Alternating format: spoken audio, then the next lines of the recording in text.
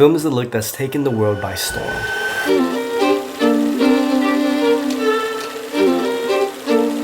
In a day and age where our cameras see the world as good as we do, if not better than we do. There's something about film with all of its imperfections that make it perfectly imperfect.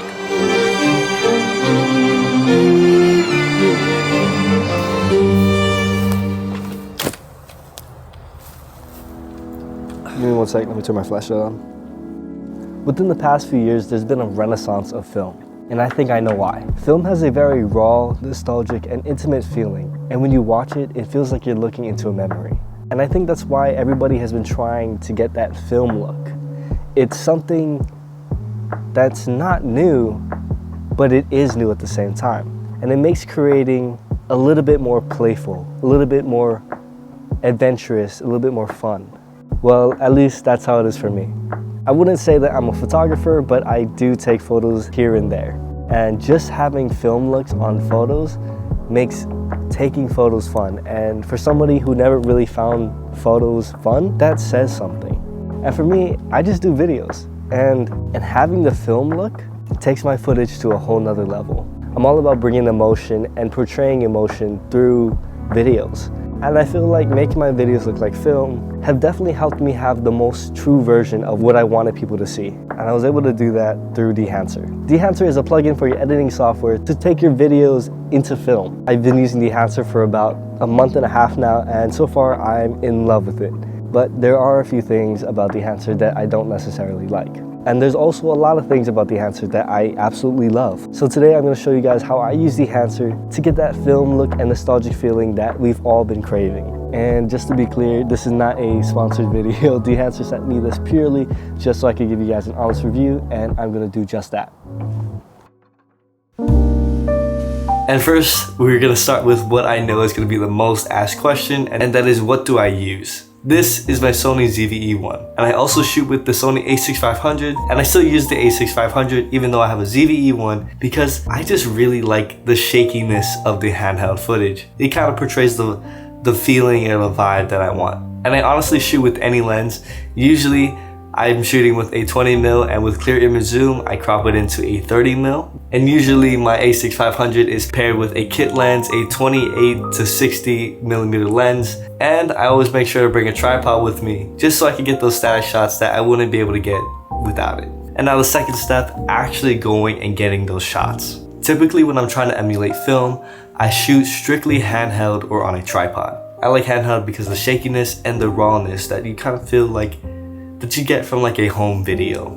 And I like tripods so I can get really nice scenic shots that I won't normally get just being handheld. Okay, now to the meat and potatoes, actually color grading and using Dehancer's film emulation to make my footage look like film. I selected a few clips that I want us to go in and try to color grade.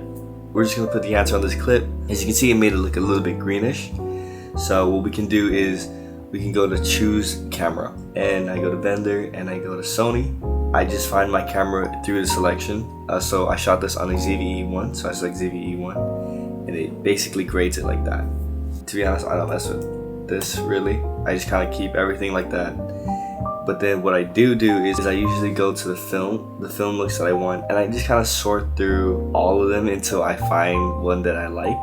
I'm still learning all the colors and stuff, but I really like the Fujifilm colors. So I typically stay in that range just because that's what I have the most experience with. I have tested out a bunch, and I do like a lot like the Kodak Color 3 50D. I like the way that looks. It looks very similar to this. I'm set on this one. We're just gonna keep on this one. I pretty much just check everything off. I really like Super 8, but sometimes I feel like having it set like a Super 8 camera is a little much. As you can see, it's I think it's still pretty cool, but I do think it is a lot. So I like to typically just stick with the standard 35, and that gives it a little bit more of a subtler film look, if that's how you describe it. They've also released overscans. I think it's kind of sick. I will say though that I don't really see myself going to use it often or at all. If anything, if I am gonna try get something like this, I'm just gonna put like curved borders. I forgot to mention that they have a print, and I'd love to use the Kodak print.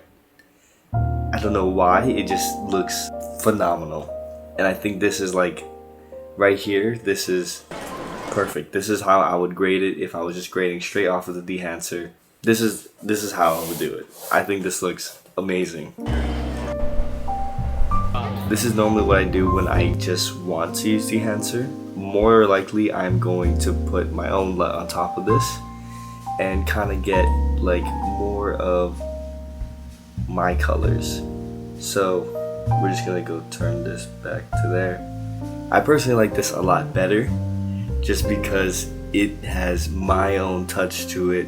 I can still get that film look and have that film colors and print, halation and bloom all put into my video while still keeping it my colors. So that's how I use Dehancer, and before I go any further, I want to say that Dehancer does a really good job of doing exactly what they say they're going to do, which is emulate film. And honestly, I'm very surprised of how well it actually does that. Being in this filmmaker niche, it kind of feels almost essential to have bloom and halation, especially now that that's trending. Kind of feels like I need to go into that direction, and also because it's kind of cool. So it definitely helps me a lot when I do make my cinematic content. I'm really happy with how the film colors look, and especially since I use my own LUT, I'm really happy with how the film looks complement my actual LUT. They add to it rather than take away from it. And the halation and the bloom look perfect, and honestly I love just maxing out everything just to get that really cool Super 8 look. And then what you've probably been waiting for me to talk about this whole time is the cons. And to be honest, there isn't really much. I think the only cons that I really have with Dehancer is that it doesn't really flow into the type of videos that I make as well as I would like. The type of vlogs I make aren't super cinematic, but I wouldn't say it's like film-like. Sometimes the film just doesn't fit right with the clips, and it just kind of just looks unnecessary. And for the price point that it's at, it is pretty expensive. And to be honest, I'm a pretty cheap filmmaker. Spending what's like over $300 for a film emulation to me is not something that I probably would have done, just because of the videos that I make. If all my videos were just super purely cinematic videos and just cinematic shots, I probably would consider getting Dehancer. But since it's not, and it's more vlog and it's more just fast-paced, sometimes I feel like the film look doesn't fit. But when I do want to go slower and make more cinematic videos, I really love how Dehancer really complements the videos. And if you're wondering if Dehancer didn't give me a trial run, would I have gotten Dehancer? My answer is probably not. At least not where I'm at in my filmmaking stage, because I'm what you would call a starving artist. At the end of the day, I do like Dehancer, and I think it is a really cool tool. And if you guys want to use Dehancer, I do have a code that will get you 10% off of Dehancer. So if you guys want to test it out or even get Dehancer and want a 10% discount, use code ITSMATTG, ITSMATTG. So let me know down in the comments if you guys think Dehancer is worth it, or if you guys have any questions. And I'll see you guys in the next video. Peace out.